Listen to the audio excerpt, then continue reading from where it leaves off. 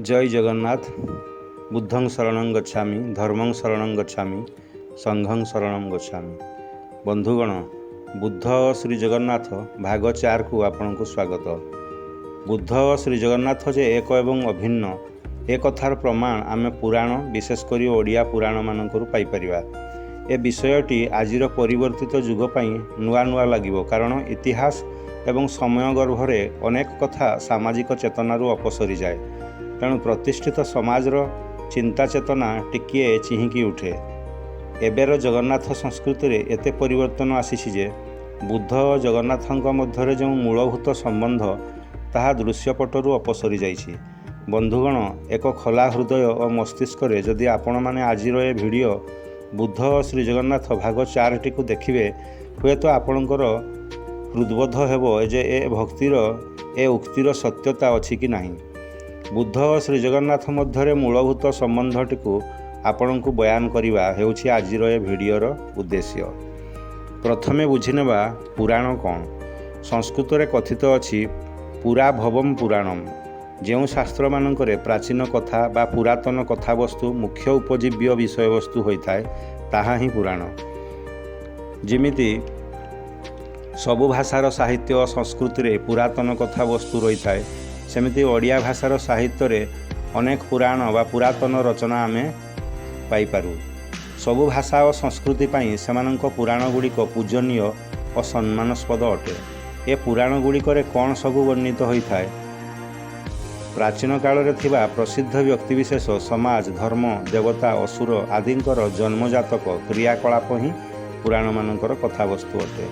सारा भारतवर्ष गोटे विशाल पुराण विभवर गंताघर कहीपर। तेबे ओडिया भाषा और साहित्य रे सृष्टि करा जाइथिबा पुराण गुड़िक अत्यंत मौलिक और अनन्य अटे।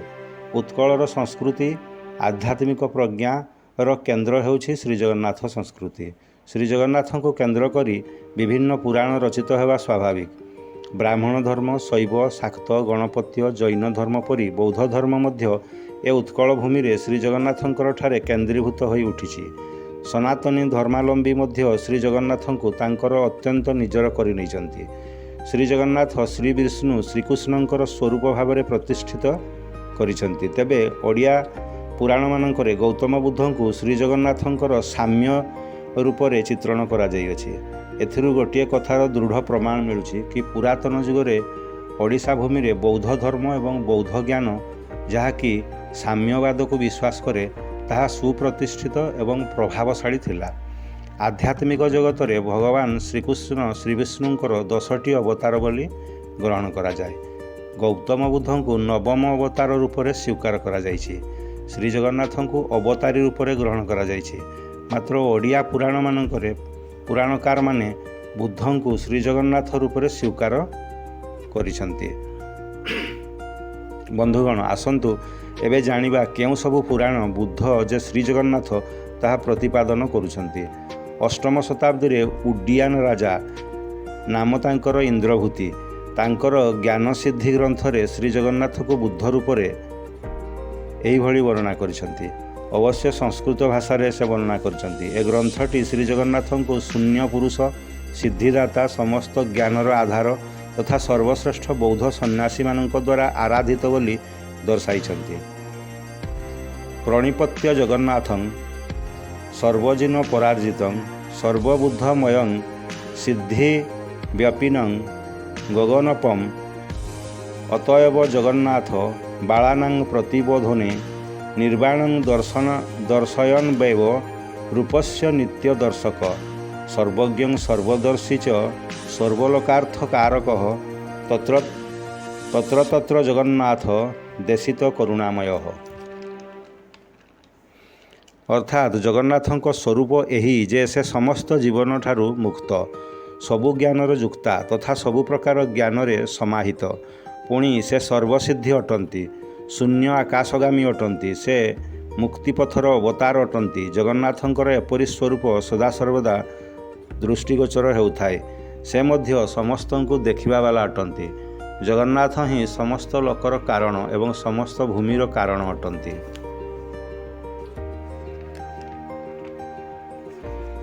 ଜ୍ଞାନସମ୍ପନ୍ନ ବୁଦ୍ଧ ହିଁ ଜଗନ୍ନାଥ। ଏକଥା ଜ୍ଞାନୀ ଗୁଣୀ ଲୋକ ଉପଲବ୍ଧି କରି ସାଧାରଣ ଜନତାଙ୍କୁ ଜାଗ୍ରତ ବା ସଚେତନ ହେବା ପାଇଁ ବା ନିର୍ବାଣ ପ୍ରାପ୍ତି ପାଇଁ ଉପଦେଶ ଦେଇଛନ୍ତି। ଏମିତି ଦେଖାଯାଏ ସବୁ ଧର୍ମର ମୂଳତତ୍ତ୍ୱ ସତ୍ୟ ଉପରେ ଆଧାରିତ। ସବୁ ଧର୍ମର ଆଚରଣ ଏବଂ ଅନୁସରଣ ମାର୍ଗ ଅଲଗା ଅଲଗା, ମାତ୍ର ସମସ୍ତଙ୍କର ଲକ୍ଷ୍ୟ ତ ଏକ, ଦୁଃଖର ନିବାରଣ ଏବଂ ପରମ ସୁଖର ପ୍ରାପ୍ତି। ସେହି ନ୍ୟାୟରେ ଓଡ଼ିଶାର ବୌଦ୍ଧ ଜ୍ଞାନୀ ଦୟା କ୍ଷମାଶୀଳ ସନ୍ନ୍ୟାସୀଗଣ ଉପଦେଶ ଦେଇଯାଇଛନ୍ତି କି ଆମ ପୁରାଣ ଗୁଡ଼ିକ କିପରି ସମଦର୍ଶୀ ସର୍ବଜ୍ଞ ଓ ଲୋକ କଲ୍ୟାଣ ପାଇଁ ପ୍ରେରିତ ହୋଇପାରିବ। ଦ୍ୱାଦଶ ଶତାବ୍ଦୀର ଓଡ଼ିଶାର ଗୌରବ କବି ଜୟଦେବ ତାଙ୍କର ଗୀତଗୋବିନ୍ଦ କାବ୍ୟରେ ଲେଖିଲେ, କେଶବଧୃତ ବୁଦ୍ଧ ଶରୀର ଜୟଦଗଦି ସହରେ, ଯଜ୍ଞ ପଶୁ ବଳି ଦେବାର ଦେଖି ସଦୟ ହୃଦୟ ହୋଇଲେ ଦୁଃଖୀ। କେବେ ପଶୁବଳି ବିଧି ଦେଖିଲ, ତେଣୁ ବେଦବିଧିକୁ ନିନ୍ଦା କଲ। ପ୍ରଚରି ଅହିଂସା, ବୁଦ୍ଧ ଅବତାରେ ନାସିଲ ହିଂସା। କେଶବ ହେଉଛନ୍ତି ଶ୍ରୀ ନାରାୟଣ ଶ୍ରୀକୃଷ୍ଣ। ସେ ବୁଦ୍ଧ ଶରୀର ପ୍ରାପ୍ତ ହୋଇ ଯଜ୍ଞରେ ଦିଆଯାଇଥିବା ପଶୁବଳି ପ୍ରଥାକୁ ଦେଖି ଅତ୍ୟନ୍ତ ଦୁଃଖ ପ୍ରକାଶ କଲେ। ହୃଦୟରେ ତାଙ୍କର ଦୟାଭାବ ଜାଗ୍ରତ ହେଲା। ବେଦର ଏ ବିଧିକୁ ଘୋର ନିନ୍ଦା କରି ଅହିଂସା ମାନବ ଧର୍ମ ପ୍ରଚାର କରି ହିଂସାର ନାଶ କଲେ ଏହି ବୌଦ୍ଧ ଅବତାରରେ। ତେଣୁ ଏହା ସ୍ପଷ୍ଟ କରୁଛି ବୁଦ୍ଧ ହିଁ ଶ୍ରୀ ନାରାୟଣ ଶ୍ରୀ ଜଗନ୍ନାଥ। ଆମେ ଦେଖୁଛୁ କି ପ୍ରାଚୀନ ପ୍ରସ୍ତର ମନ୍ଦିର ଗାତ୍ରମାନଙ୍କରେ 10 ଅବତାର ମୂର୍ତ୍ତି ସବୁ ପ୍ରତିଷ୍ଠିତ। ସେଥିରେ ବୌଦ୍ଧ ଅବତାର ସ୍ଥାନ ପାଇଛନ୍ତି। ଯେମିତିକି କଟକ ଜିଲ୍ଲାର ପ୍ରାଚୀ ନଦୀ କୂଳରେ ଅବସ୍ଥିତ ନିଆଳି ଗ୍ରାମର ରାଧା ମାଧବ ମନ୍ଦିର, ପୁରୀ ଜିଲ୍ଲାର ସେହି ପବିତ୍ର ପ୍ରାଚୀ ନଦୀ କୂଳରେ ଅବସ୍ଥିତ କାକଟପୁର ଗ୍ରାମରେ ମା ମଙ୍ଗଳା ପୀଠ ତଥା ସେଠାରେ ଥିବା ସୋମେଶ୍ୱର ମହାଦେବ ମନ୍ଦିରମାନଙ୍କରେ ବୁଦ୍ଧଙ୍କର ମୂର୍ତ୍ତି ଖୋଦିତ ହୋଇ ରହିଅଛି। ଏପରିକି ପୁରୀ ଶ୍ରୀମନ୍ଦିର ଗାତ୍ରରେ 10 ଅବତାର ଚିତ୍ର ଖୋଦିତ ହୋଇଛି, ଯେଉଁଠି ବୁଦ୍ଧଙ୍କ ସ୍ଥାନରେ ସ୍ୱୟଂ ଶ୍ରୀଜଗନ୍ନାଥଙ୍କର ମୂର୍ତ୍ତି ସ୍ଥାନ ପାଇଛନ୍ତି। ତେଣୁ ଏସବୁ ପ୍ରମାଣ କରୁଛି କି ଶ୍ରୀଜଗନ୍ନାଥଙ୍କୁ ବୁଦ୍ଧ ରୂପରେ କଳ୍ପନା କରି ତାର ପ୍ରତିଷ୍ଠା କରାଇବା ପରମ୍ପରା ଏ ଓଡ଼ିଆ ମାଟିରେ ପ୍ରତିଷ୍ଠିତ ହୋଇ ରହିଛି। ଓଡ଼ିଶାରେ ଆଦିକବିର ମାନ୍ୟତା ପାଇଛନ୍ତି କବି ସାରଳା ଦାସ, ଯିଏ 3ଟି କାଳଜୟୀ ରଚନା ପାଇଁ ଖ୍ୟାତ। ସେଗୁଡ଼ିକ ହେଲା ସାରଳା ମହାଭାରତ, ବିଲଙ୍କା ରାମାୟଣ ଏବଂ ଚଣ୍ଡୀ ପୁରାଣ। ସେ ପଞ୍ଚଦଶ ଶତାବ୍ଦୀର କବି। ସେ ହିଁ ପ୍ରଥମେ ଓଡ଼ିଆ ଭାଷାରେ ପୁରାଣ ଲେଖିଥିବାରୁ ତାଙ୍କୁ ଆଦିକବିର ମାନ୍ୟତା ମିଳିଛି। ତାଙ୍କର ଅନନ୍ୟ ସୃଷ୍ଟି ସାରଳା ମହାଭାରତ ପୁରାଣରେ ଶ୍ରୀ ଜଗନ୍ନାଥଙ୍କୁ ସିଧାସଳଖ ବୁଦ୍ଧ ବୋଲି ପରିପ୍ରକାଶ କରିଛନ୍ତି। ଯେମିତି ମଧ୍ୟ ପର୍ବରେ ସେ ଲେଖିଛନ୍ତି, ବୌଦ୍ଧ ରୂପରେ ନୀଳ କନ୍ଦରରେ ଛନ୍ତି ବସି, ଅପୂର୍ବ ସିଂହାସନକୁ ପଟାନ୍ତର ନାହିଁ। ଅଣାକାର ବିଷ୍ଣୁ ବିଜେ କରିଛନ୍ତି ସହିଁ, ପ୍ରତ୍ୟକ୍ଷ ଯେ ନିରଞ୍ଜନ ତୁହି ନିରାକାର। ଶ୍ରୀଜଗନ୍ନାଥ ବୁଦ୍ଧଙ୍କ ରୂପରେ ନୀଳକନ୍ଦରରେ ରତ୍ନ ସିଂହାସନରେ ବସି ପୂଜା ପାଉଛନ୍ତି, ଯାହାର ସୌନ୍ଦର୍ଯ୍ୟର ପଟାନ୍ତର ନାହିଁ। ସେ ବିଷ୍ଣୁ, ସେ ଅଣାକାର, ସେ ନିରଞ୍ଜନ ଏବଂ ସେ ନିରାକାର ଭାବରେ ପ୍ରକଟିତ। ସାରଳା ଦାସ ତାଙ୍କର ଅନବଦ୍ୟ ସୃଷ୍ଟି ମହାଭାରତର ବନ ପର୍ବରେ ଲେଖିଛନ୍ତି, ନାସାକର୍ଣ୍ଣ ଶ୍ରବଣ ଯେ ନୟନ ନ ଦିଶି, ଦେଖି ଇନ୍ଦ୍ରଦୁମ୍ନ ମହାବିସ୍ମୟରେ ବସି। ମହାବୌଦ୍ଧ ବିକାଶ ହୋଇଲା 3 ରେଖା, କରଚରଣ ପଲ୍ଲବ ନଦୀ ସଇ ଶିଖା। ବଳଭଦ୍ର ସୁଭଦ୍ରାଏ କୃଷ୍ଣ 3 ରୂପ, ବୌଦ୍ଧ ରୂପରେ ହେଲେ ଏମନ୍ତ ସ୍ୱରୂପ। ଶ୍ରୀ ବଳଭଦ୍ର, ଶ୍ରୀ ସୁଭଦ୍ରା ଓ ଶ୍ରୀ ଜଗନ୍ନାଥ ଏ 3 ସ୍ୱରୂପ ହେଉଛନ୍ତି ମହାବୁଦ୍ଧ ସ୍ୱରୂପ। ସେମାନଙ୍କର ଶୁଣିବା ପାଇଁ କାନ ନାହିଁ, ଆଘ୍ରାଣ ପାଇଁ ନାକ ନାହିଁ, ଯାହାଙ୍କର ଚରଣ ବା ପାଦ ପଲ୍ଲବ ମଧ୍ୟ ନାହିଁ। ଏହା ମହାବୁଦ୍ଧ 3 ସ୍ୱରୂପ ଶ୍ରୀକୃଷ୍ଣଙ୍କର 3 ରୂପ ଅଟେ। ଏପରି ବର୍ଣ୍ଣନା ସାରଳା ଦାସ କରିଛନ୍ତି କାହିଁ କେଉଁ କାଳରୁ। ସାରଳା ମହାଭାରତ ପୁରାଣର ଅନେକ ପର୍ବରେ ଶ୍ରୀକୃଷ୍ଣ ଯେ ବୁଦ୍ଧ ତାହା ସ୍ପଷ୍ଟ। ସେମିତି ଆଉ କିଛି ସଂକ୍ଷିପ୍ତ ପଦଗୁଡ଼ିକୁ ଶୁଣିବା। ଆଦି ପର୍ବରେ ଲେଖିଲେ, ବୌଦ୍ଧ ରୂପରେ ଦେବ ସକଳ ମନମୋହି। ଶଲ୍ୟ ପର୍ବରେ ଲେଖିଲେ ଯେ ସଂସାର ରକ୍ଷା ନିମନ୍ତେ ବୌଦ୍ଧ ସ୍ୱରୂପ। ମୁଷଳି ପର୍ବରେ ଲେଖିଲେ, ରୋହିଣୀ କୁଣ୍ଡରେ ଆମ୍ଭେ କାୟା ବଦଳିବୁ, ବୌଦ୍ଧ ଅବତାରରେ କାୟା ଦେଖାଇବୁ। ବୌଦ୍ଧ ଅବତାରେ ନିଶ୍ଚେ ବିହରିବୁ, ଦୁଷ୍ଟ ଜନ ମାରି ସନ୍ଥ ଜନକୁ ପାଳିବୁ। କ୍ଷୀର ସିନ୍ଧୁ ତୁରେ ଯାହା ଦେବେଛନ୍ତି କହି, ଯିବି ନୀଳଗିରିକୁ ମୁଁ ଏଥେ ମିଥ୍ୟା ନାହିଁ। ପୁଣି ଶ୍ରୀଜଗନ୍ନାଥଙ୍କୁ ବୁଦ୍ଧ ରୂପରେ ସ୍ୱୀକାର ପୂର୍ବକ ଲେଖିଲେ ଯେ ବନ୍ଦଇ ଶ୍ରୀ ଜଗନ୍ନାଥ ବୈକୁଣ୍ଠବାସୀ ବୌଦ୍ଧ ରୂପେ ନୀଳଗିରି ଶିଖେ ଅଛ ବସି ବୌଦ୍ଧ ରୂପରେ କଳିଯୁଗେ ଅବତାର ହଇଣ ପାପୀଜନଙ୍କୁ କରୁଛ ଉଦ୍ଧାର। ବନ୍ଧୁଗଣ, ଏବେ ମନରେ ପ୍ରଶ୍ନ ଆସେ, ଆଦିକବି ସାରଳା ଦାସ ଶ୍ରୀଜଗନ୍ନାଥ ବୁଦ୍ଧଙ୍କୁ ସମାନ ଦୃଷ୍ଟିରେ ଦେଖିବା ପଛରେ କ'ଣ କାରଣ ଥାଇପାରେ? ଏହା ପଛରେ ସମ୍ଭବତଃ କାରଣ ଗୁଡ଼ିକ ହେଲା, ସାରଳା ଦାସ ଜଣେ ସମାଜସେବୀ। ତତ୍କାଳୀନ ସମାଜର ଚିତ୍ର ଚାଲିଚଳନକୁ ଅନୁଭବ କରି ତାଙ୍କ ସାହିତ୍ୟରେ ତାକୁ ସ୍ଥାନ ଦେଇଥିଲେ। ଯୁଗେ ଯୁଗେ ସାହିତ୍ୟ ସମାଜର ଦର୍ପଣ ହୋଇ ଆସିଛି। ବୈଦିକ ସନାତନ ଧର୍ମରେ ଅନେକ ସମ୍ପ୍ରଦାୟ ସୃଷ୍ଟି ହେଲା ଏବଂ ପ୍ରତ୍ୟେକ ସମ୍ପ୍ରଦାୟ ନିଜ ଇଚ୍ଛା ଅନୁସାରେ ଧର୍ମ ଚେତନାକୁ ପ୍ରଚାର କଲେ। ରାଜଧର୍ମ ନାମରେ ବୈଦିକ କର୍ମକାଣ୍ଡକୁ ଧନଶାଳୀ ବ୍ୟକ୍ତିମାନେ ଗୁରୁତ୍ୱ ଦେଲେ। ଫଳରେ ସାଧାରଣ ଜନତା ଅନ୍ଧବିଶ୍ୱାସର ମାୟାଜାଲରେ ଛନ୍ଦି ହୋଇଗଲେ। ପୁଣି ଜାତିପ୍ରଥା ବୈଷମ୍ୟତାକୁ ପ୍ରୋତ୍ସାହିତ କଲା।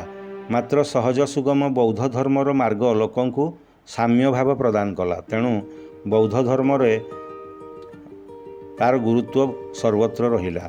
ଏହା ଦେଖି ରାଜନ୍ୟ ଗୋଷ୍ଠୀ ବୌଦ୍ଧ ଧର୍ମକୁ ଆପଣାଇ ନେଇ ବିଷ୍ଣୁ ମୂର୍ତ୍ତି ସହିତ ବୁଦ୍ଧଙ୍କର ସାମ୍ୟତା ପ୍ରତିପାଦିତ କଲେ। ତେଣୁ ସାରଳା ସାହିତ୍ୟରେ ଏହି ସାମ୍ୟତାର ପ୍ରତିଛବି ଦେଖିବାକୁ ଆମେ ପାଉଛୁ। ଶ୍ରୀଜଗନ୍ନାଥକୁ କେନ୍ଦ୍ର କରି ଉତ୍କଳର ଅନେକ କବି ବୌଦ୍ଧ ଭାବ ଓ ଚିନ୍ତାଧାରା, ଯାହାକି ସାମ୍ୟ ଭାବଧାରାରେ ନିଜକୁ ଗଢ଼ି ତୋଳିଥିଲେ। ସେମିତି ଜଣେ କବି ପୀତାମ୍ବର ଦାସ, ତାଙ୍କର ନୃସିଂହ ପୁରାଣରେ ସେ ଲେଖିଲେ, ତହିଁ ଉତାର ଆମ୍ଭେ ଯେ କଳିଯୁଗେ ଯାଇ ବସିବୁ ନୀଳଗିରିରେ ବୌଦ୍ଧ ରୂପେ ହୋଇ ଏଥିରୁ 8,000 କନ୍ୟା ତୁମ୍ଭେ ଯିବ ଶ୍ରୀପୁରୁଷୋତ୍ତମ କ୍ଷେତ୍ରେ ଆମ୍ଭକୁ ସେବିବ ପଣ୍ଡା ପଢ଼ିଆରୀ ପଶୁପାଳ ଦୈତ୍ୟପତି। ଶ୍ରୀବିଷ୍ଣୁ ଦ୍ୱାପର ଯୁଗରେ ଶ୍ରୀକୃଷ୍ଣ ରୂପ ନେଲେ। କଳିଯୁଗ ଆସିବା ପୂର୍ବରୁ ଭବିଷ୍ୟବାଣୀ କଲେ କି ସେ ନୀଳଗିରିରେ ଅର୍ଥାତ୍ ପୁରୀ ଶ୍ରୀକ୍ଷେତ୍ରରେ ବୌଦ୍ଧ ରୂପରେ ଆବିର୍ଭାବ ହେବେ।